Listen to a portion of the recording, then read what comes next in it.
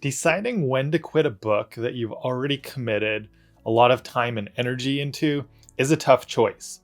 Should you quit a book after you've already made it more than halfway through? I've talked about my rules on when to DNF a book in another video, but those rules don't really apply if you're already more than halfway through.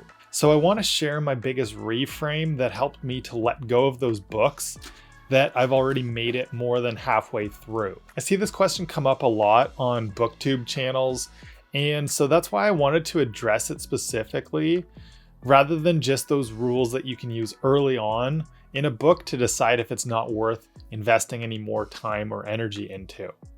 Because I'm a finisher by nature, I stubbornly read through books that bring me no joy and no new information. It's a problem that a lot of us readers have. We finish books just because we started them. One of the hardest things about quitting books is that if you've already paid for it, you feel like you want to get your money's worth from it. This isn't as difficult to do with ebooks on Kindle or other devices that you can get on sale for a couple of dollars. But for the hard copies of these books that you're reading, I think it feels very wasteful to set it aside after you're more than halfway through. I stress about this decision more than almost any other perfectionist or completionism tendency that I have. If I can't finish my plate of food, it can be saved for later. If I don't get all of my work done, there's always tomorrow. And if I don't feel the energy to do a full workout, I'll bounce back next time in the gym. But to quit a book more than halfway through fills me with angst. So I want to share the reframe that makes this easier to accept. You can always come back to a book later if you think you want to give it another shot, but if it's not resonating with you at this moment, just quit. Just like the saying that we can't step into the same river twice, because we have changed and so has the river. Every time we return to a book that we didn't finish, we have a new perspective. So it's not as noble as you might think it is to slog through to the bitter end. If what you're reading brings you no joy and no value, then you're taking away time from that next book that you might find much better. And let's face it, most of us are reading for the pleasure of it being a hobby. We learn a lot from this hobby, so it is very productive, but it is a hobby nonetheless.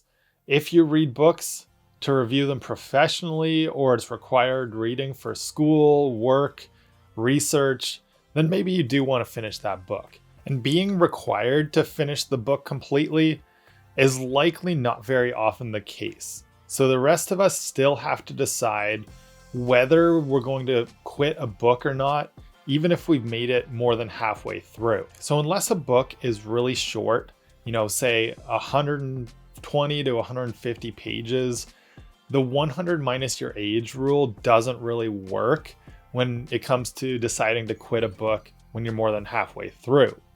The next rule that I normally use is, did you get the joke?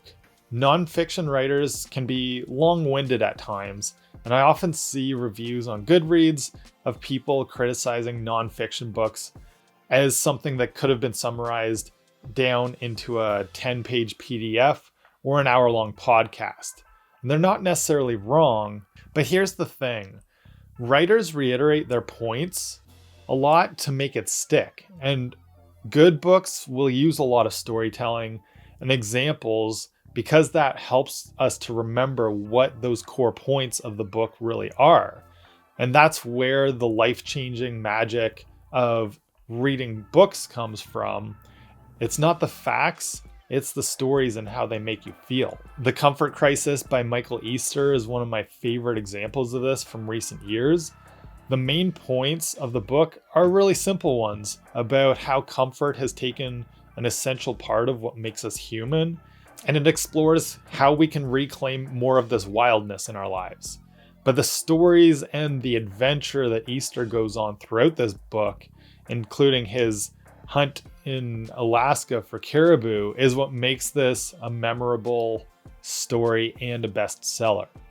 So the real decision then comes from whether you like a writer's style and the stories that they're telling.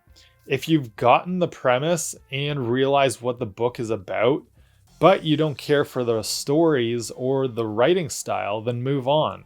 This also works great for fiction books too. So it doesn't always have to be just a rule for nonfiction. Once you've decided that you don't care how the story is playing out, it's okay to quit it. So don't feel bad about giving up on books when you've made it more than halfway through. There's too much great writing out there that needs your attention. You can always come back to a book later, and maybe at that point, it will be even more life-changing for you. So I'm really curious, let me know where you stand on this. Do you have trouble letting go of books, especially once you're more than halfway through? Or have you ascended to not letting this bother you? Let me know in the comments, and also let me know what are some of the rules that you use to decide if it's time to quit a book or not.